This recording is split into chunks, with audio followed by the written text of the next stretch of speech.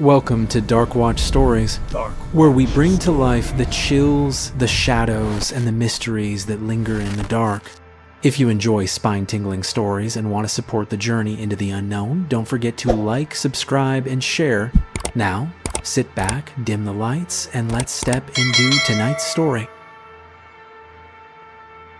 My name is Rory, and my hands are more used to the smell of motor oil than soap.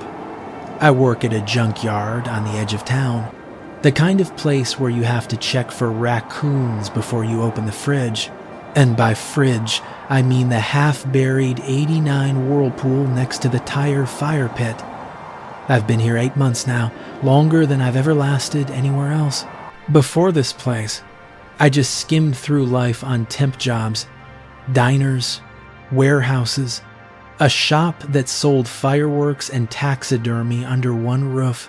All of them had wall clocks, schedules, time cards, and I hated clocks. Out here, it's different. Dragging scrap, sorting copper and brass, guessing what's an antique and what's just trash that I can do.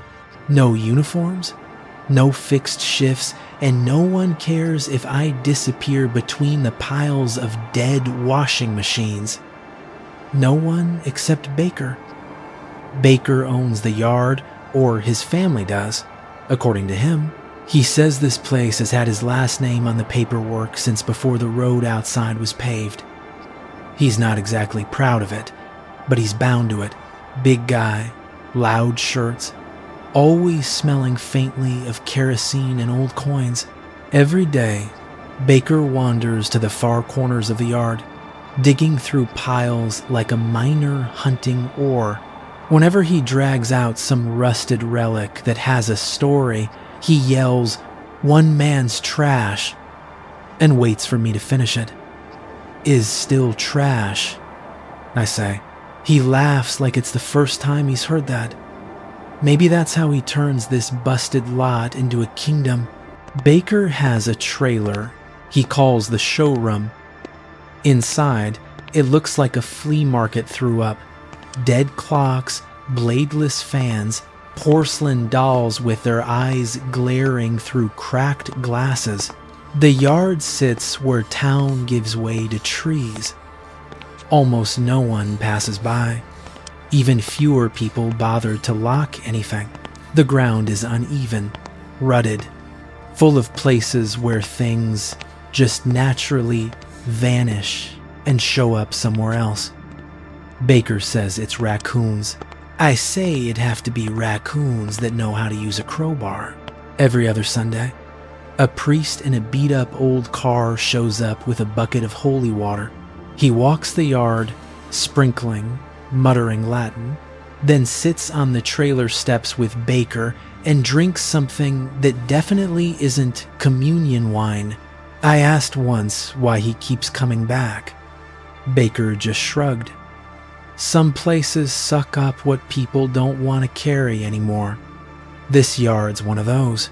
I've got a folding cot in the parts shed, a little gas stove for beans and coffee, and a radio that only gets the local station when the wind feels generous. It's not much, but it's the first place I've stayed longer than a few weeks without packing up. Baker says the yard was originally a dumping ground after the war. No one knew what to do with all the scrap, so they hauled it out here. Eventually, everything unwanted, anything with too much history or too little use, ended up in this place. Beds, cars, TVs, bathtubs, stone statues, things that once meant a lot to someone are stacked into a maze. Most of it is worthless now, but Baker swears there's gold if you know how to look. He thinks of himself as a prospector, digging through rusted memories to find what's left. I'm more practical. My job is to drag, cut, stack, and make sure nothing goes up in flames. Sometimes people still come by. Old men hunting parts. Scrappers trying to bundle some metal to resell. Sometimes we get the weird ones. Long coats, strange accents, asking for special pieces. Baker deals with him. I try not to look too closely at what they bring in or take away. There's one unspoken rule. Don't touch the northwest corner, the place Baker calls the back store. Rusted fence, weeds up to your chest. When I asked, he just said, family business. One time I saw him heading in there with a shovel, stomping through the brush without a word. I didn't follow. Sleeping arrangements are simple. Baker stays in the trailer in the middle of the yard, with a folding chair on the porch, a radio, and a tiki torch he swears keeps the mosquitoes off. I sleep behind the parts shed with one bare bulb and a torn curtain for a door. On weekends, he pays in cash and lets me keep whatever loose change I find in old couch cushions or forgotten coat pockets. Once, I pulled a gold ring out of a sofa. He let me keep it, and I traded it for a decent pair of boots. Baker talks a lot, especially when he's excited about some odd thing he just dug up. When we've got nothing to do, we sit on the porch, listen to the radio, and he tells stories about people who used to live around here. I don't believe everything, but I let him talk. His voice fills up the empty space of the yard at night. I've got my own stories, different from Baker's made-up ones. His always end with a laugh or a warning to trust your gut. Mine end with blood, screaming, and things that shouldn't exist. If you want to hear, I'll start from the beginning with my first day here and the plastic monkey that almost took my finger off. My first day at the junkyard started out completely normal. Baker shoved a bent metal hook into my hand and said, "Third pile back from the old bus, near the tire stack. Dig from the top down. Copper, brass, and any toys still in one piece go in a separate bin. Old lady in town buys them by the box." I nodded. No idea what I was really looking for, just knowing I needed the cash. The third pile really was a mountain of trash. Broken chairs, busted radios, dead fans, dusty stuffed animals, chipped dishes.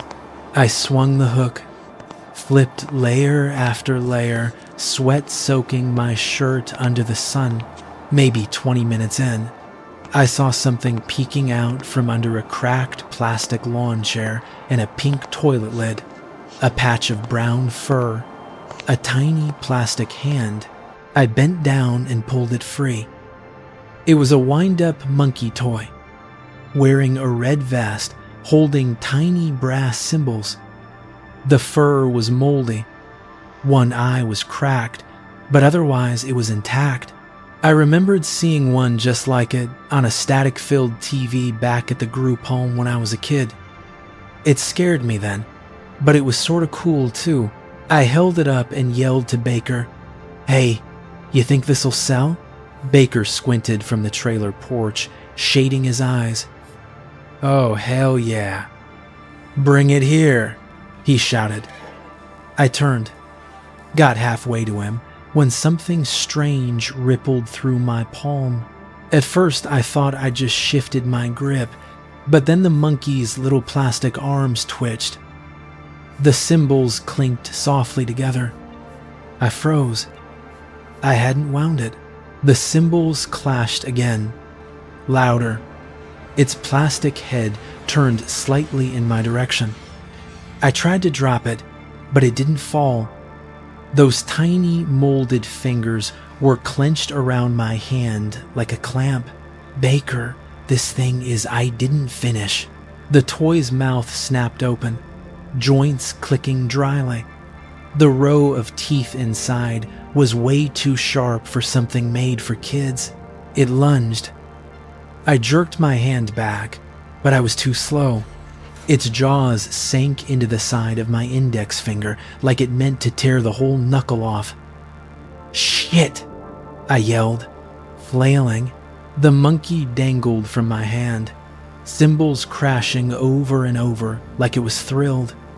I slammed my hand against the side of an old chest freezer, metal ringing in my bones, but it held on. Baker came charging over with a silver thermos in one hand and a wooden spoon in the other. "Move," he barked. I ducked without thinking. The thermos cap flipped open, and whatever was inside splashed over the monkey. It screamed not a motor grinding, but a sound like rusted hinges being torn apart. The plastic fingers let go. The monkey hit the gravel, jerked a few times, then went still. Cymbals frozen mid-clap. I stared at my finger. Just a small puncture by the joint, bleeding in a thin red line. It burned, but the bone was still there. What the hell was that? I spat, wiping my hand on my jeans. Baker shook the thermos and poured a little more onto the toy's body. Cymbal monkey. They drift in sometimes. Must have slipped past last Sunday. Father didn't spot it. What's in there? I pointed at the thermos. He answered like it was nothing. Holy water. You keep it close, especially when you're digging through people's personal crap. The dead don't always want to let go of their stuff. Toys are the worst. Dolls, puppets, music boxes. They soak up energy, especially when the owner dies alone or pissed off. He talked like he was describing an oil change. I blinked. You're saying there are cursed toys here? Some of them, Baker said with a shrug. Not all, but enough to make rules. He eyed me. Simple ones. Anything that starts playing music by itself or moving by itself doesn't get kept, doesn't get sold, and sure as hell doesn't go anywhere near where you sleep. He tilted his head. You still want to work here? I looked at the blood on my finger, then at the piles of scrap, then at the monkey lying there. Cymbals forever about to clash. It was quiet now, but I wasn't about to touch it. Better than bagging groceries, I said dryly. Baker barked out a laugh. Good. Means you're willing to cooperate with reality. That was day one, and the monkey was just the welcome gift. After that, I started paying more attention not just to what people dropped off, but to the yard itself. Sometimes, the paths changed. One day I'd swear there was a gap between 2 rows of fridges, and the next day it would be a stack of folding chairs there instead. The fridges shifted somewhere else. I told myself I was misremembering. Then I saw the thing in the middle of the yard. The hole appeared at the end of April. The center of the yard was always a mess. Washers, lawnmowers, busted tables stacked wrong, gaps in between like open traps if you stepped wrong. But this was different. It was a perfect circle, about 2 meters across. The edges of the dirt smooth, as if carved with some huge blade. No signs of collapsing ground, no debris covering it. I only noticed it because my wheelbarrow full of car doors jolted so hard it nearly tipped over the edge. I cursed, yanked it back, then looked down and froze. A black circle, dropping straight into darkness, swallowing the light. I edged closer, then backed away on instinct. Baker, what the hell is this? He stomped over, hands still greasy. No surprise on his face, just a frown like he'd found a leak in the roof again. Yeah, that's a new one, he said. New? I repeated. You mean there were others? He nodded. Every few years, one opens up, never in the same spot. I picked up a little metal scrap and tossed it in. No sound, no impact. How deep is it? I asked. Deeper than you need to know. Don't throw things in, that just brings them up faster. His tone made my skin crawl. "Them?" I asked. Baker stared into the hole, not scared, just tired. "We call them parasites," he said. I snorted. "Sounds like a bad horror movie." He didn't laugh. "They crawl up at night. Not every night. Only when it's warm and stuff starts to rot. You'll smell it first. When you smell it, you climb the tower, turn on the spotlight, take the gun, anything that comes up, you shoot. We have a tower," I said. "And a gun?" He jerked his chin toward a wall made of stacked refrigerators. Behind them was a wooden lookout, about 2 stories tall, with a floodlight bolted on and a tarp nailed up as a windbreak. "I'll show you the ropes tonight. From now on, you're on watch." My heart sped up. "On watch for what exactly?" "Security," he said. Like it was obvious. That evening, after a dinner of canned beans and stale bread, Baker handed me an old hunting rifle and a small box of thin glass vials. "Bullets slow them down. Holy water finishes the job," he told me. We climbed the tower as the sun vanished behind the trees. From up there, the junkyard looked like a metal ocean. Waves made of car roofs, antennas, and broken poles. In the middle of that sea sat the black circle. Don't shine the light straight into the hole unless you hear something. They hate the light. If you leave it on them too long, they learn to dodge it, Baker warned. We waited. Below us, insects buzzed. Sheets of metal clanged softly in the wind.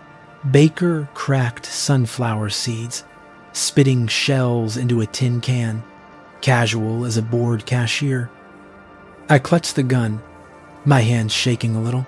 Around midnight, I heard it.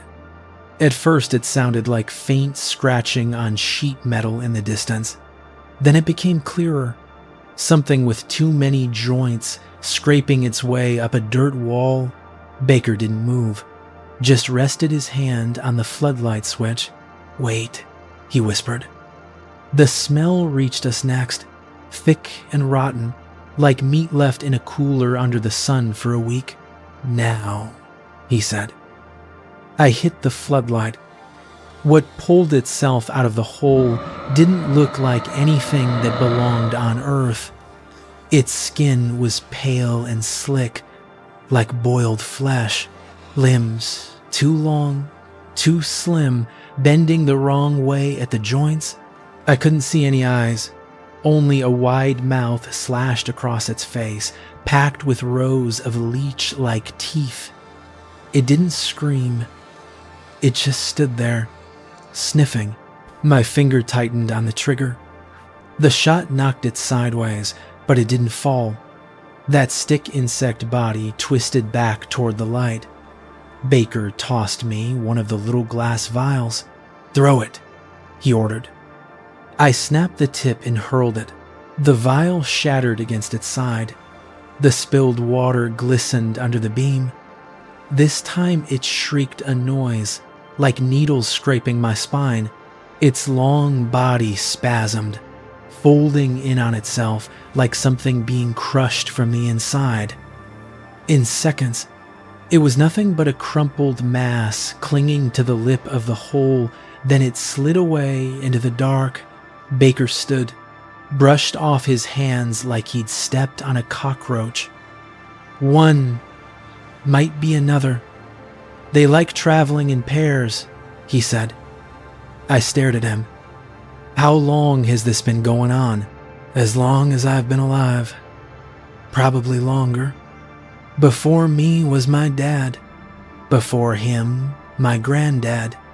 Every town's got something that needs watching, Baker said. Most people just pretend they don't see it. I swallowed. These holes only show up in junkyards? He shook his head. Anywhere that stores things. Warehouses, storage units, antique shops, cemeteries too. But junkyards are best. We've got fences, we've got watchers, and nobody asks questions. I looked at the rifle, then down at the now silent hole. So I'm basically a monster guard? I muttered. Baker let out a short laugh. Something like that. Army's got bigger problems. Out here, we handle our own. He leaned on the railing. You grew up in the kind of places where someone always comes when you call. Out here, they don't. We're the last line. From that night on, I understood what my real job was. The hook, the wheelbarrow, the piles of junk, those were just cover. The rest was the watch. The rest of that first shift passed quietly. No more scratching, just cold wind carrying the smell of old metal, and the hole lying there, innocent, like nothing had happened. For a while, I thought the symbol monkey would be the strangest thing I'd ever see, until that rainy morning. It had poured all night, and by morning the mud was so thick it felt like it was trying to keep my boots. I was wrestling a stack of corrugated panels out from under a broken piano when I saw them, the cats. Not the scraggly trash eaters you'd expect. These were clean, their fur sleek, eyes bright, moving lightly over the junk as if they'd lived here forever. They slipped over hoods and bumpers without flinching at the clang of metal. At first I figured they were just neighbor cats that wandered too far. But they never meowed, never begged for food, never left muddy prints. They would appear, cross the yard like they were heading to work, and then vanish. I noticed, but Baker didn't mention them, so I kept my mouth shut. Until the afternoon, I was stacking chairs near the fence where we kept garden statues and lawn gnomes, and I saw it. On the porch swing I was about to fix sat a yellow tabby, upright like a statue. I'd turned away for maybe 2 seconds to grab a hammer, and when I turned back, it was already there. It didn't look at me. Its eyes were locked on the empty air in front of it. That's when I noticed the backpack. A tiny red canvas pack hugged tight to its back, like it had grown there. No straps. The flap of the backpack had a small cloth tab, and it was twitching, as if something inside was shifting. The air around the swing suddenly felt colder. Not wind, just a pocket of cold, like someone had opened an invisible freezer. The cat's tail flicked, slow and measured. Then I saw her. Not quite a person, more like a person-shaped memory that hadn't faded yet. An old woman, hunched, hands groping in the air as she shuffled toward the swing. Her dress was patterned with tiny flowers, the style from the 50s. With each step, she grew sharper, more solid, colors filling in. She didn't look around, just stared at the swing like she'd spent a lifetime there. When she sat, the wood didn't creak. The cat still didn't move. The backpack flap snapped open. No paw touched it. What came out wasn't an object, but light, soft, warm, like sunlight through closed eyelids at noon. The light curling out wrapped around the old woman like a fine net. She didn't struggle. She only tilted her head up toward the cat, lips curving into a tired smile. Then she faded. The light drew itself back into the pack. The flap closed. The cat let out a quiet, perfectly normal meow, hopped off the swing, and landed without a sound. It walked through the junkyard like it was strolling across a living room and slipped out of sight behind a line of refrigerators. I just stood there, hammer in hand, wondering if I'd accidentally chugged a bad beer. Eventually, I went back to the trailer. Baker was sitting on the steps, drinking iced tea out of a big red plastic cup. I dropped down beside him. So, "Why do the cats here wear red backpacks?" I asked. He didn't even pretend to be surprised. He just nodded. "Oh, you saw one doing a pickup." "A pickup of what?" I asked. "Collections," he said.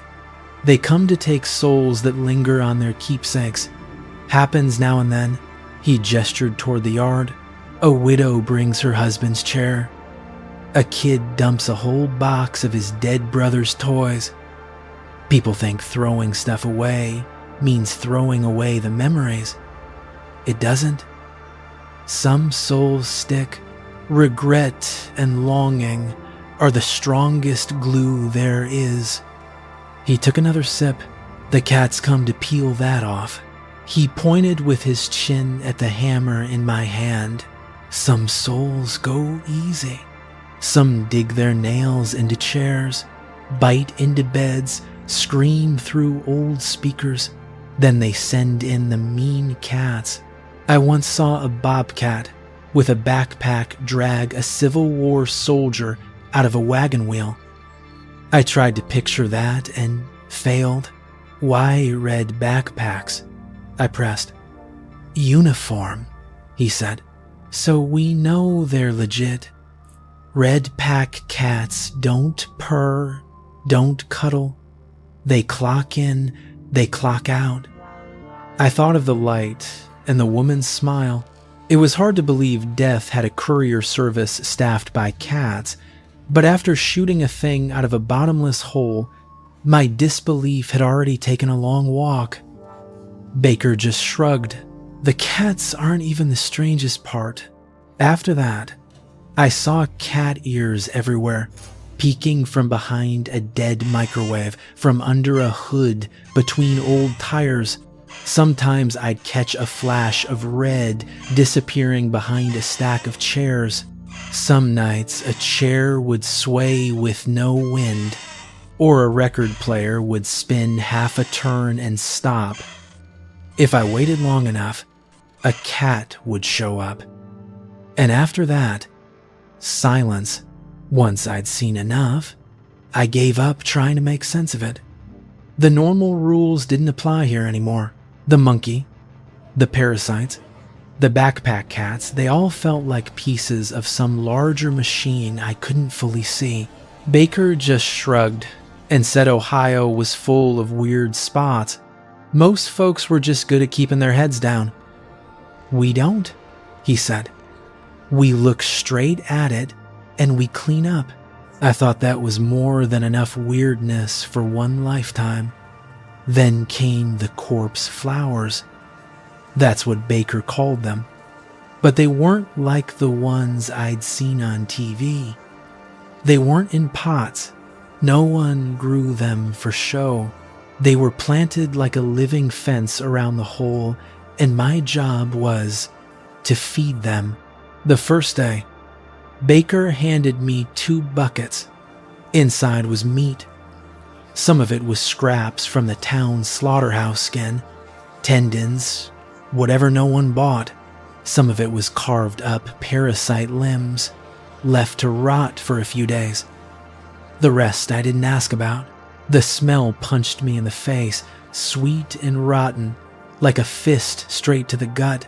"Keep your arms straight, and don't let it splash on your pants," Baker said, walking ahead, leading me to the flower ring. They were almost as tall as I was, thick stalks like tree trunks, petals wide as trash can lids. Their colors were purple and green, marbled together, edges blackened like burn marks. In the center was a deep, dark throat that trembled now and then, like it was breathing. The closer I got, the stronger the smell got. So overpowering, my brain felt fuzzy. Baker had warned me. When they're hungry, they pump out scent to lure prey. It goes straight to the brain, parasites and people both. Get too close and you'll just drop. And if you drop, you know what happens. I grabbed onto a rusted mower frame to stay upright. From a safe distance, he showed me how to use a long metal ladle to fling chunks of meat into each flower's mouth. Every time a piece landed, the petals shivered and slowly folded in like a bear trap. He said if you heard them chewing, that was a good sign. On the third flower, it closed up and then let out a wet belch. There you go. Full belly, he chuckled. After that, feeding them became part of my routine every other day, hauling buckets of rotting meat around the yard, cursing under my breath and keeping my distance. They didn't grow everywhere, only around danger zones. The hole, the burn pit, they were the second line of defense. If a parasite slipped past the light and bullets, the flowers handled the rest. One night on watch, I saw that firsthand. The smell hit first, then the scratching, then a parasite started climbing out, faster than I expected. I barely had time to reach for the gun when a flower near the rim suddenly leaned, its whole stalk bent, tipping toward the hole, petals yawning open like a whale's mouth. The parasite only managed to look up halfway before the flower slammed shut. The sound was a wet thump of meat being crushed, followed by a long string of squelching noises I'll never forget. I never fired a shot. By morning, all that was left at the rim was a smear of slime and something round and peach-sized. Baker told me to pick it up.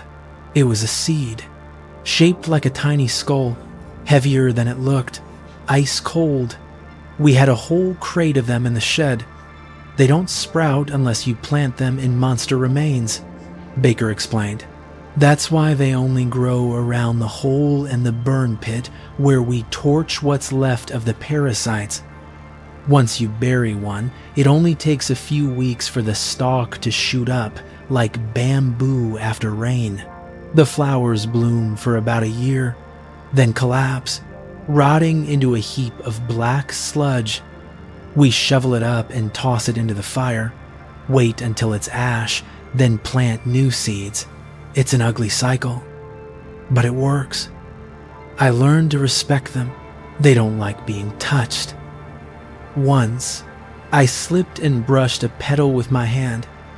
It didn't close, but the smell instantly thickened like smoke, and my head spun. I had to crawl back to the trailer, vomit until I was empty, then sleep half a day.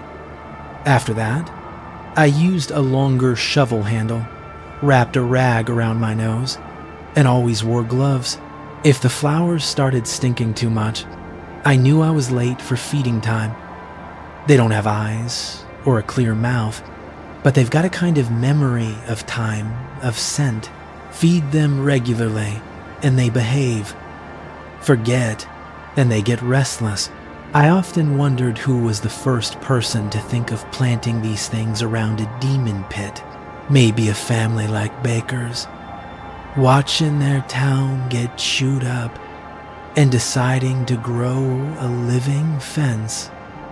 Maybe someone tried it in a city once. Maybe that neighborhood doesn't exist anymore. Big questions don't get answers in places like this. All you have here is work. One day after another, feeding the flowers became as normal as checking the fence or changing oil in the mower.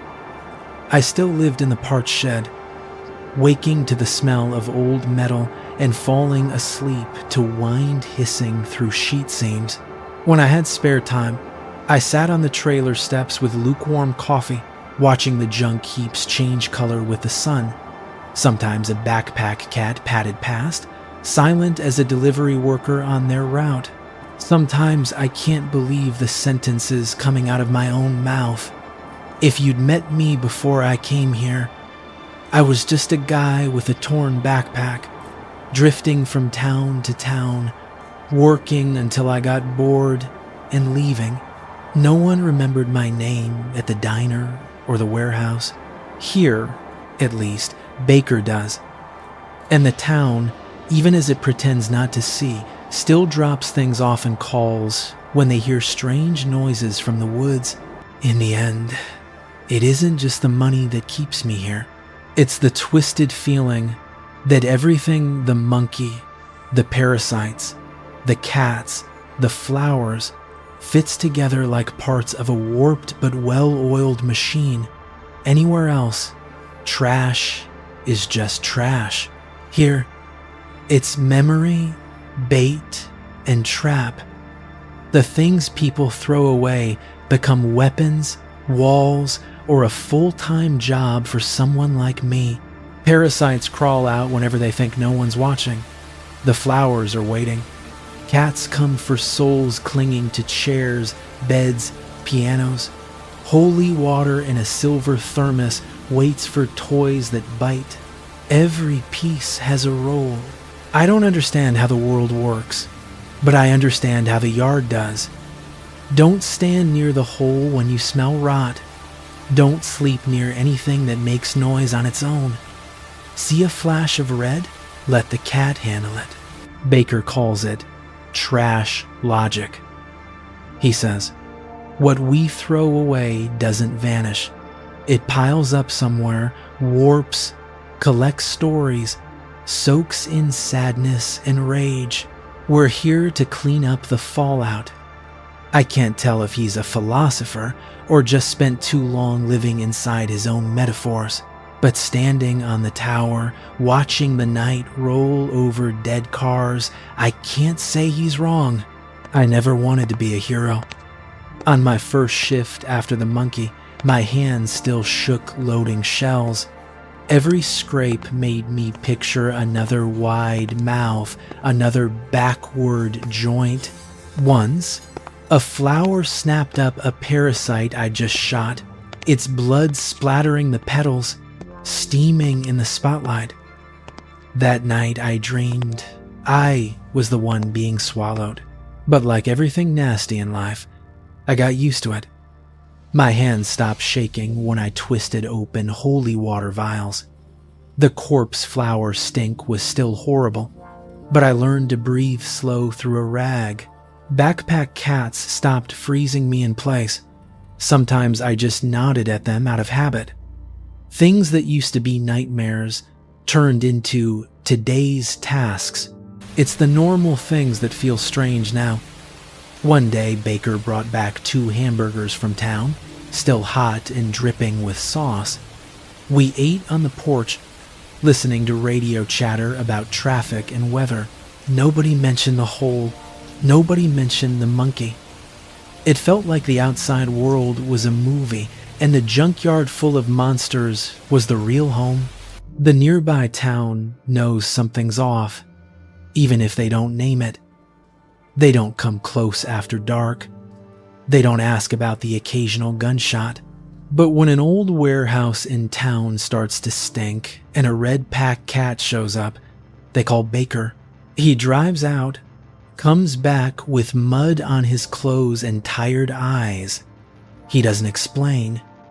I don't ask. I never planned to stay this long. When I first showed up, I figured I'd stick around a few weeks, make some cash, move on. I was used to vanishing before anyone learned my name, but this cursed junkyard got its hooks into me. Maybe it's because someone actually needs me to stay up at night, because there are flowers waiting to be fed, because there's a hole that can't be allowed to widen. Maybe it's because, for the first time in my life, I feel like I'm part of a story bigger than myself. Not a fairy tale, a ghost story, the kind whispered in kitchens during blackouts. In those stories, someone might mention a junkyard somewhere in Ohio, with a biting monkey, man-eating flowers, death's courier cats, and a guy named Rory watching from a wooden tower. Sometimes, when it's too quiet, I hear faint cymbals clinking somewhere deep in the piles. I know the original monkey got doused, but Baker says there are always others hiding. I grab my flashlight, sweep it over the heaps, remind myself not to wind up anything, ever. Somewhere in the dark, A pair of yellow eyes flickers and disappears, like it's reminding me I'm not the only one on watch. On rainy nights, the corpse flower smell thins out and the hole goes silent.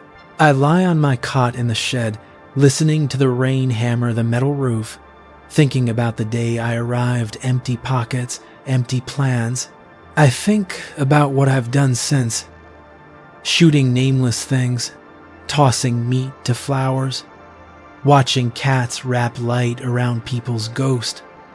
It's horrifying, but somehow it's also grounding. If you ask whether I'm scared, the answer is yes. Only idiots don't fear something like a parasite hauling itself out of the earth. But fear doesn't mean running. We've got rules, tools, and people who know what they're doing. Baker, the priest, the Red Pack cats. The junkyard is a battered trench line, full of garbage, but it's still a front line, and I'm one of the sentries. You won't find this job on a map or a hiring site. There's no contract. If I die, no one's writing a report. But up on the tower, when the light sweeps across rusted cars, I know what I'm doing matters. If we weren't here, the hole would open somewhere else, under someone's basement, in a supermarket stockroom, or the middle of a playground. Once, after a feeding run, I lingered at the edge of the hole. The wind blew up from below, carrying a cold smell. Not quite rot, more like an abandoned hospital ward. I pictured my life if I left. More pointless night shifts. More bosses who never learned my name. Here, at least, I know exactly what crawls up when the weather warms, and I know exactly what to do. That night, climbing the tower with Baker, I said, "I'm not going anywhere for a while." He just grunted, eyes on the dark.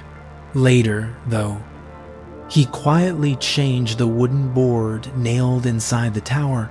My name was scrawled there, under Baker and Baker Sr., next to the words, Night Watch. The handwriting was ugly, but clear. He didn't say it out loud, but I knew that was the induction ceremony. Now, if you ask who I am, I'm not just the guy hauling hooks around a junkyard. I'm the one who guards the hole, the one who feeds the flowers, the one who calls the cats when chairs start rocking on their own. I don't know how many more years I'll be here, or what this place looks like without Baker, but when night drops, I climb the tower, throw the switch, and think. In a junkyard full of monsters, I finally found where I belong. Thank you for listening to Darkwatch Stories. If this story gave you chills, make sure to like, subscribe, and share so we can keep bringing you more. Until next time, stay safe and stay aware of what might be watching in the dark.